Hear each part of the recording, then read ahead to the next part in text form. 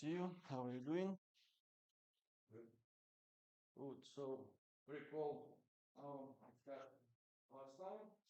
So we introduced entropy, and that is something like some measure of disorder in the system. So we know that systems kind of tend to disorder and tend to increasing the entropy as a result.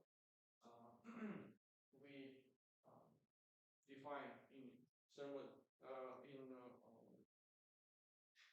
macro scale definition of entropy as ds, small change in entropy between two equilibrium states, is equal to dq over t, assuming the temperature is constant if the equilibrium conditions are far away from each other thermodynamically.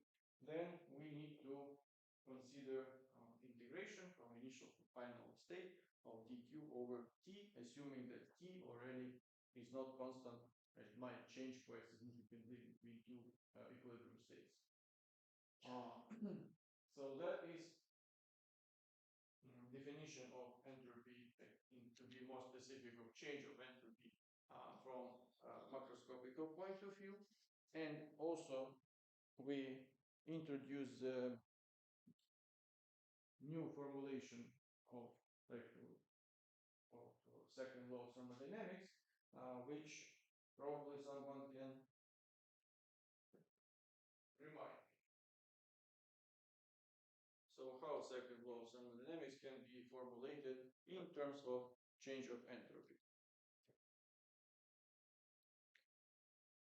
So let us come back to the second law of thermodynamics, how we defined it initially. So we made a statement that we cannot design such a heat engine, which the only result which will be transfer of energy gained from the hot reservoir into warm. So there should be some expelled to cold reservoir.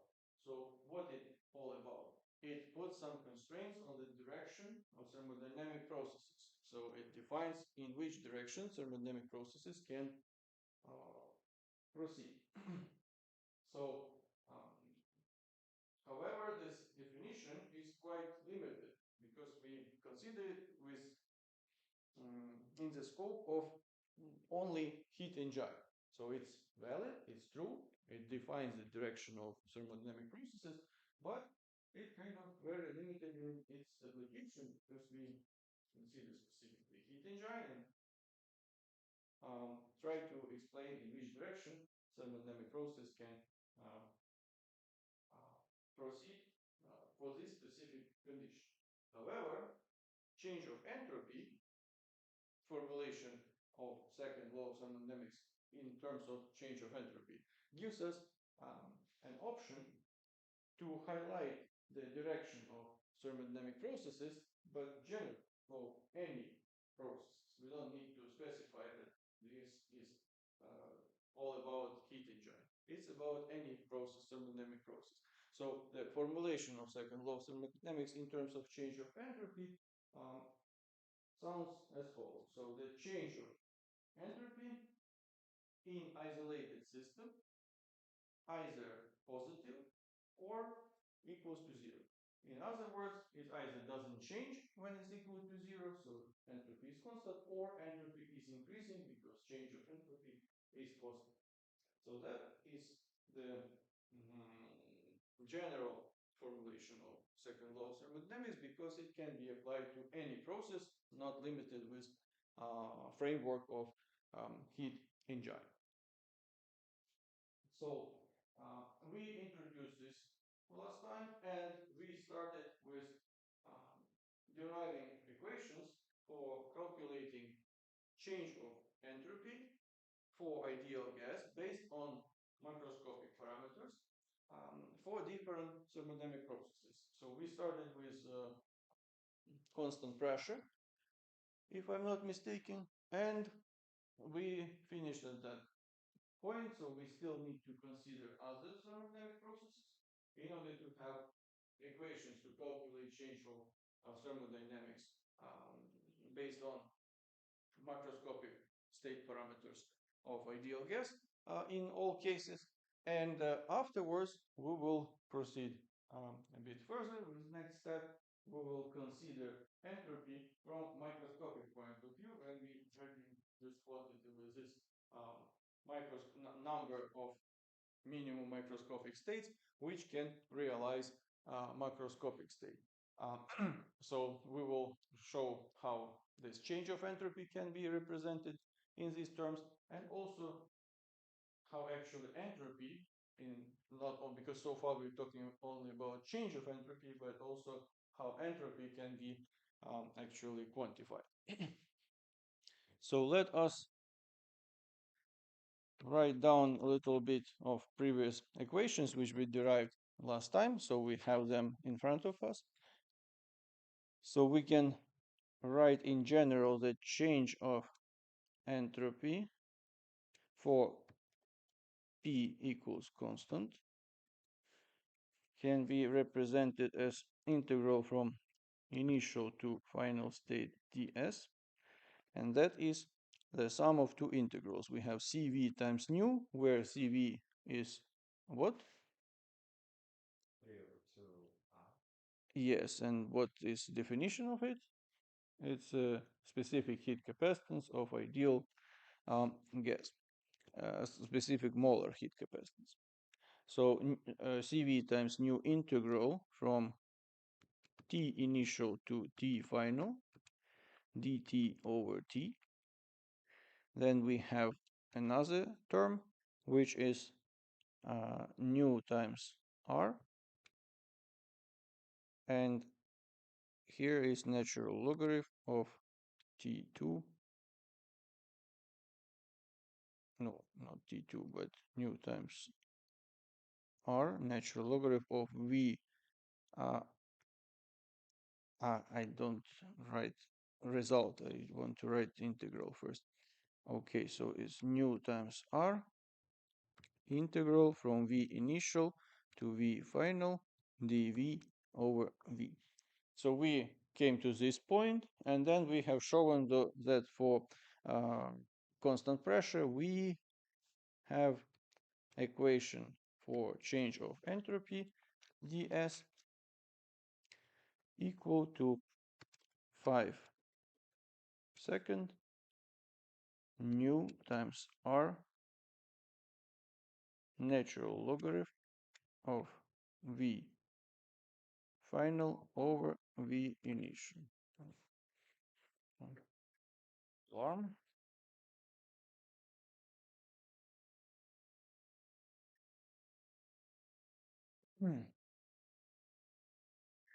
So that is the equation which we use to calculate change of entropy for isobaric process.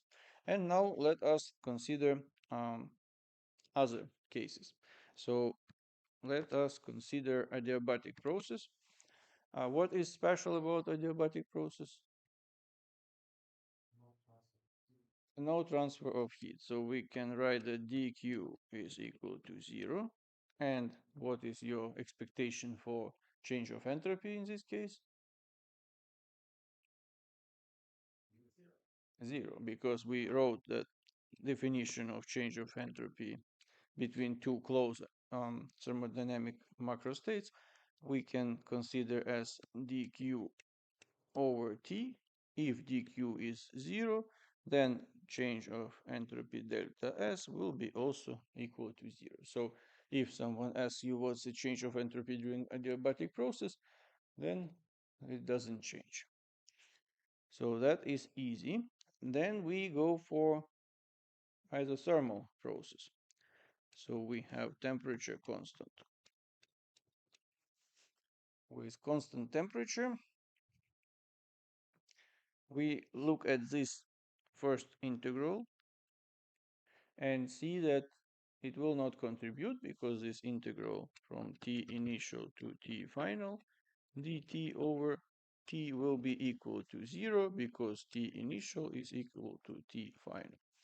So in this case, we have contribution only from the second term of this, like second integral, and change of entropy will be defined as mu times r natural logarithm of V final over V initial, or we can actually represent it a little bit different form, which might be useful for practical applications.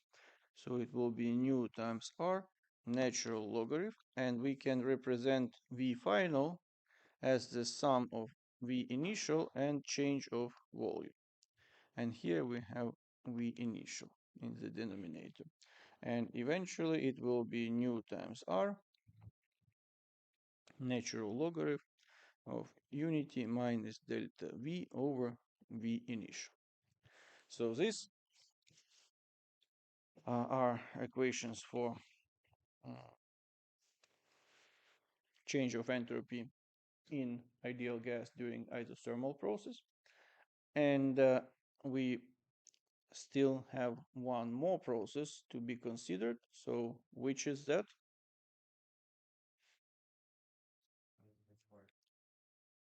Isobaric process was at the beginning. So this one.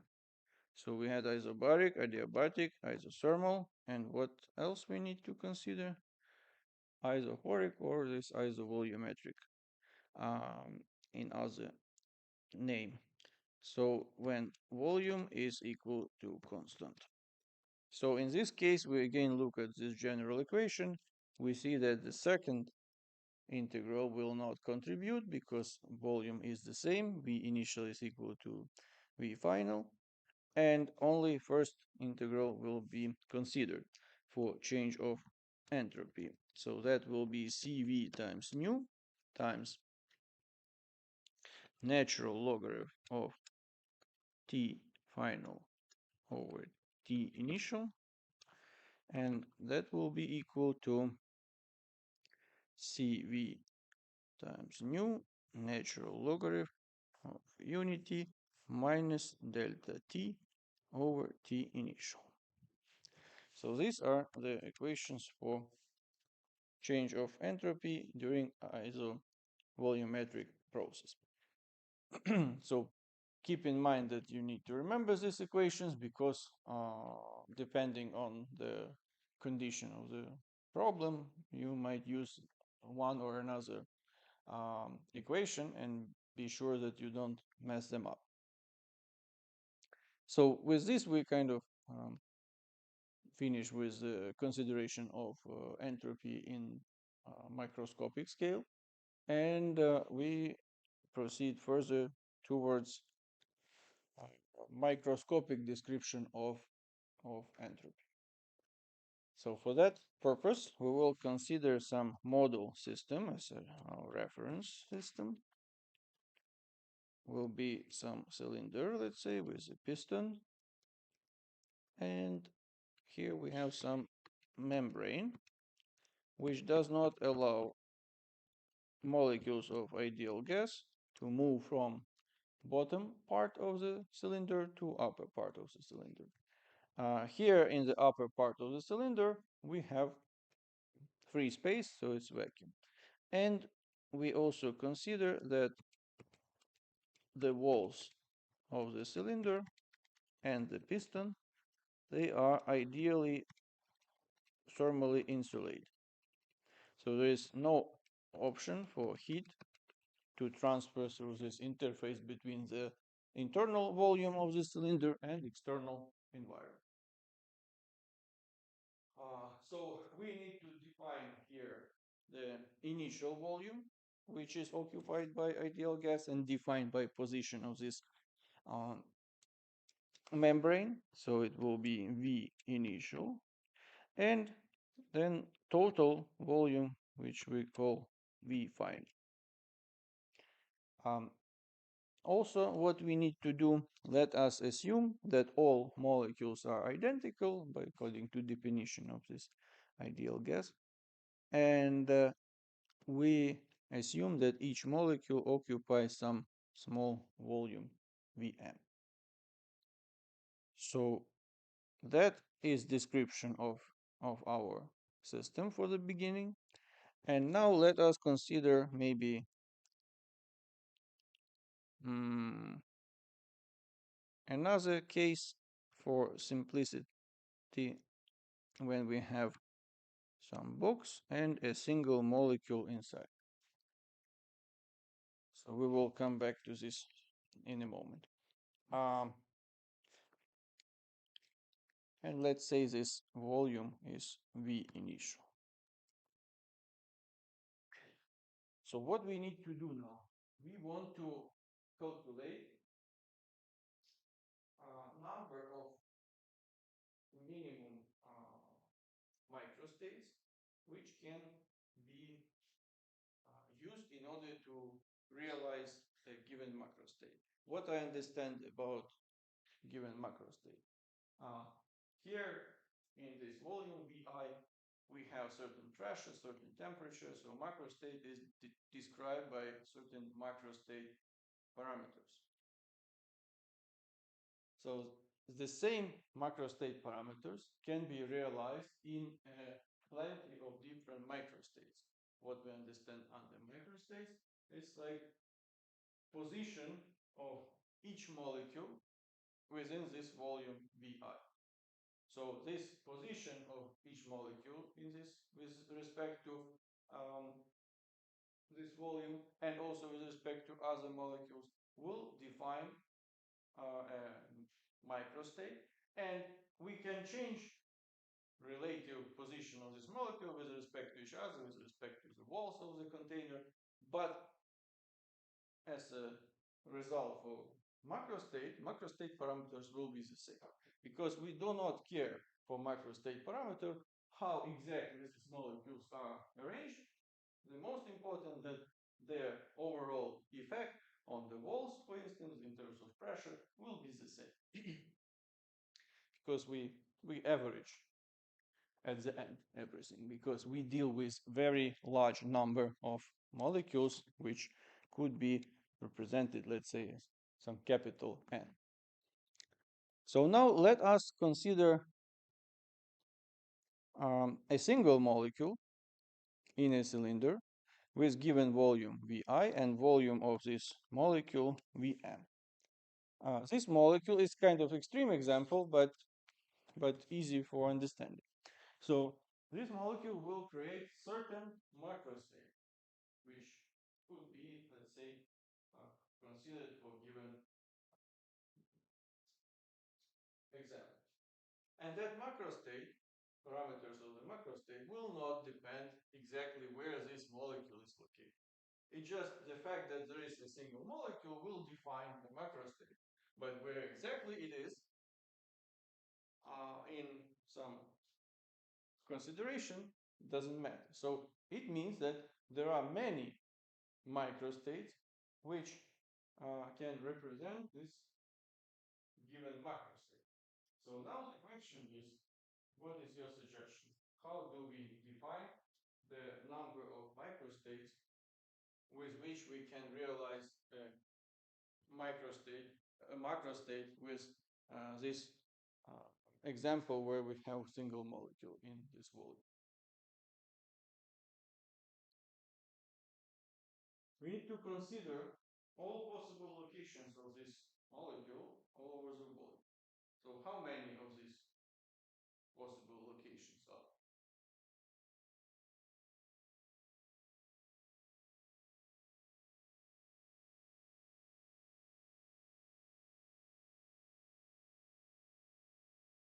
It's total volume which is available divided by volume of the molecule.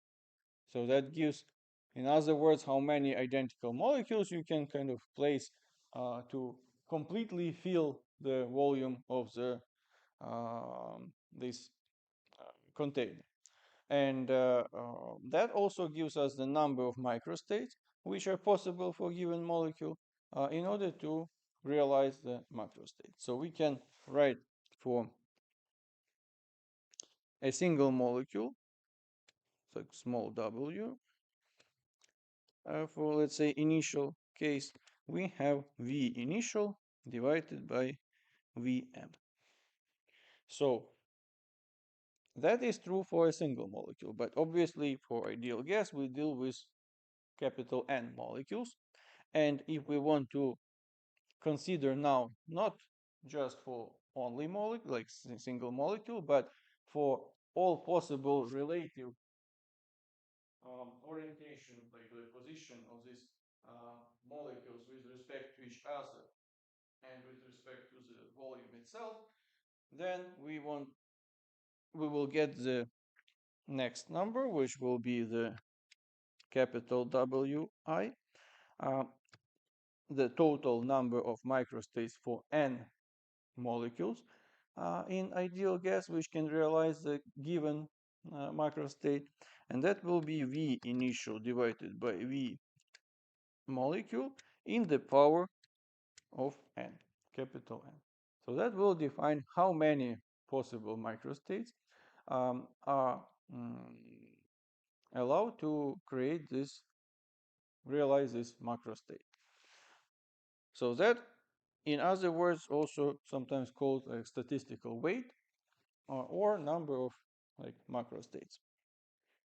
Sorry, microstates. So now let us consider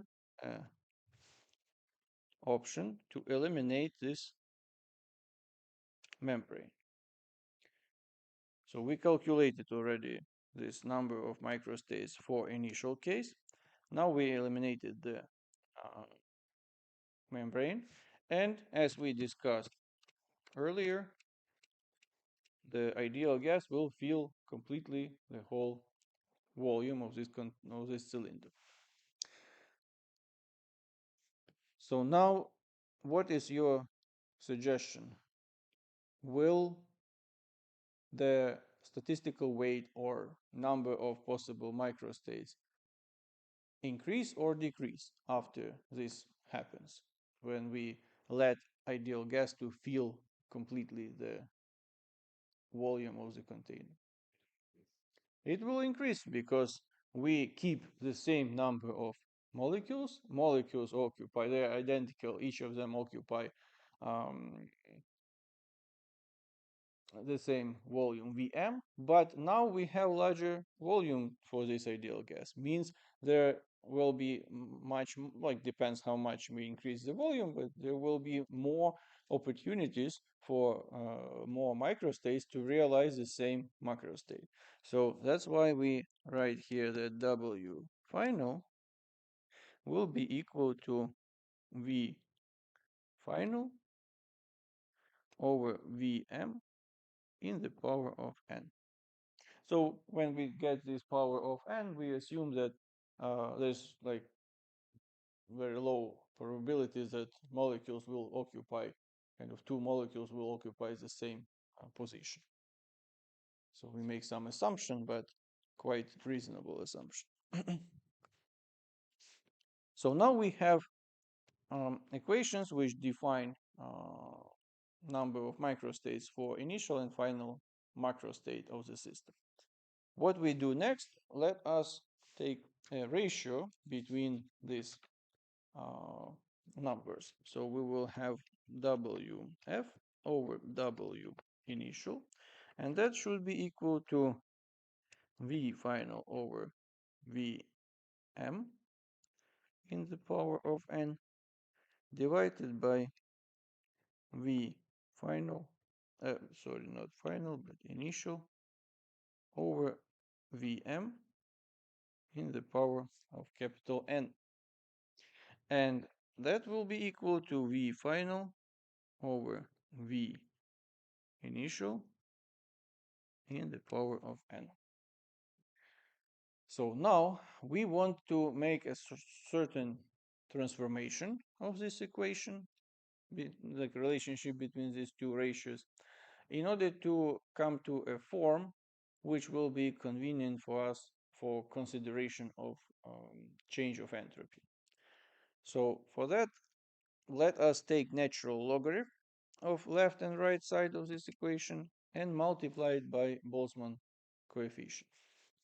So what we get, in the left side we have kb times natural logarithm of wf over wi, and in the right side it will be KB natural logarithm of V final over V initial in the power of capital N. So according to properties of logarithms, we can place this power n in front of logarithm. So it will be KB times capital N times natural logarithm of V final over V initial. So now, how can we express n, capital N, what it will be equal to? Total number of molecules. So if we have number of moles, then we need to multiply by what? Avogadro's number, exactly. So we have nu times Na, so we can substitute it here instead of n.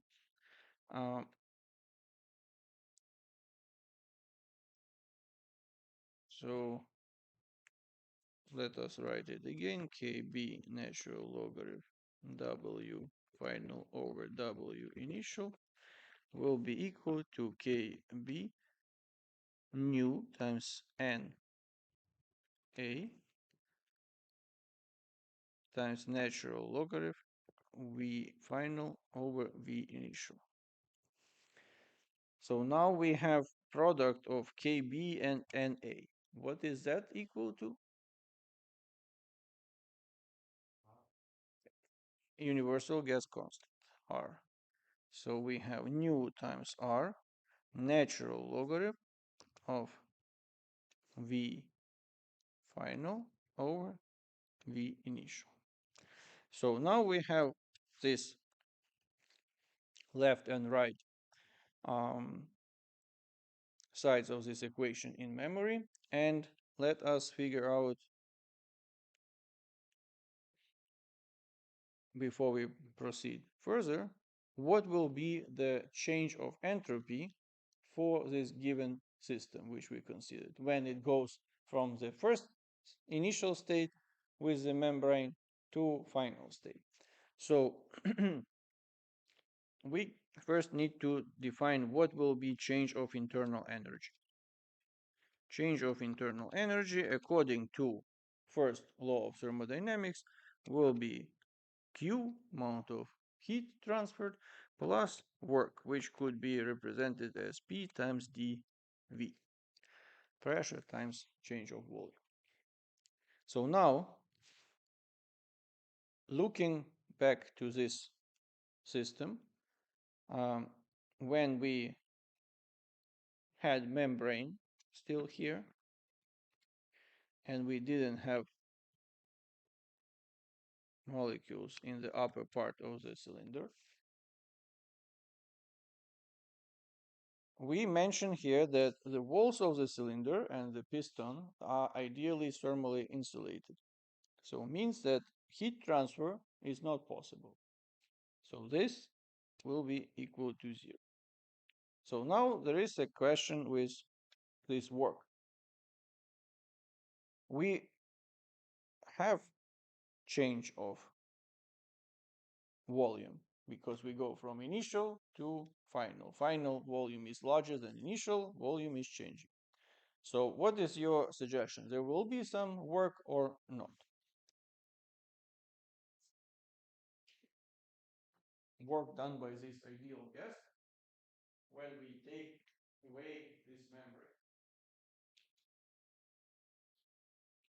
Keep in mind that I mentioned that here we have free space. Vacuum, nothing. What would you associate with free space in terms of state parameters? First of all, if you consider about temperature, it doesn't make sense because you need some matter, some molecules to define temperature. But there is another state parameter, pressure, which makes sense with free space because then it's just equal to 0. If nothing is there, then equal to 0. So now order to expand in free space for ideal gas, there is no pressure when we take away this membrane, there is no pressure which prevents this expansion. So this expansion in a free space. And that means that since pressure is equal to zero, and we see that work is pressure times change of volume, this will be also equal to zero. From this consideration, we make a conclusion that there is no change of internal energy. Delta internal energy is equal to zero. That means that the temperature of ideal gas before and after this expansion will be the same, because we don't transfer heat and we do not perform work. So temperature remains the same. So T initial is equal to T final. So we defined with this sequence of considerations that this is isothermal process. T is equal to constant. So let us look to our equations which we derived earlier and find what is the change of entropy for isothermal process. And that is this equation. So let us write it down again here. So it will be delta S is equal to Kb times nu, or no, we have, no, it's nu times R. Okay. Nu times R, natural logarithm of V final over V initial. So that is the change of entropy. And now we look at this equation and the right side of previous equation which we were deriving. We see that they are identical. Nu times R, natural logarithm of the ratio V final over V initial.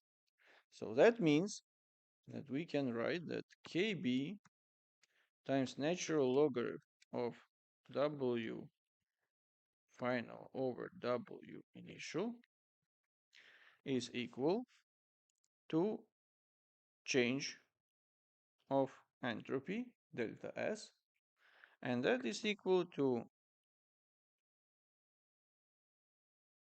S final minus S initial.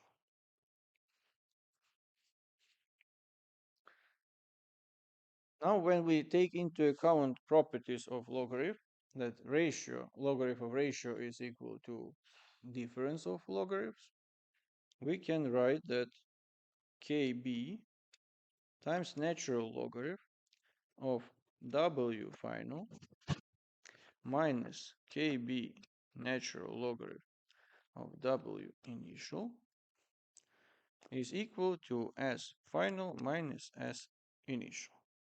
Or in other words, we can write that the magnitude of entropy S is equal to Kb, Boltzmann constant, times natural logarithm of this capital W. And that gives us the relationship between state parameter entropy and microscopic feature of the system, because that is statistical weight W, or in other words, number of microstates with what we can realize a macrostate described by a set of state parameters. So we see here that as number of microstates increases, what we experienced when we let this gas to expand in the whole volume of the cylinder, the entropy increases also. And that is well correlated with the statement that entropy is proportional to disorder, because when we increase this number of microstates, that means we increase disorder in the system, and as a result, entropy also increases. So here we have kind of to underline two main features of entropy from thermodynamic point of view when we consider uh, macrostate. Then first we know how we define it. So in general, it's ds is equal to dq over t. When we want to get it difference in entropy for thermodynamic states and equilibrium states when they are far away from each other, we integrate, and that's what we exactly did for ideal gas for different processes. So we integrated and derived equations for change of entropy in terms of macrostates. Another important macrostate feature of entropy, we can introduce second law of thermodynamics, which define direction of thermodynamic processes for all possible cases. So change of entropy for isolated system is either positive or equals to zero. And now, finally, we came to interpretation of entropy and actually introducing equation which gives us an option to determine the value of entropy in terms of statistical weight or number of microstates which realize the given thermodynamic macro state. So with this, we finish our discussion of entropy and actually of our course, because according to schedule, it's our last topic to be discussed. So as I know, you guys will have your final quizzes starting from Friday, and it will be Monday and Wednesday. So I will be available via emails if you have some technical questions or other questions related to the material. You're welcome. I will upload the last two lectures like this and previous one online, so you will have access to full set of all lectures for refreshing if necessary. And actually next week on Wednesday I will leave, so I will not be already for, I will leave for conference, Deals Research Society conference in Boston, so it will take some time for traveling also, and it will be easy, will not be easy to answer your emails starting from Wednesday, but before Wednesday I will be here, and if there are any questions, you can contact me. So I think this is actually our last lecture, and I wish you guys success with quizzes and with the whole semester to be finished in with best results, and hope you will enjoy your winter break, like first winter break for your student life. So I believe it will be enjoyable. Take care and see you around.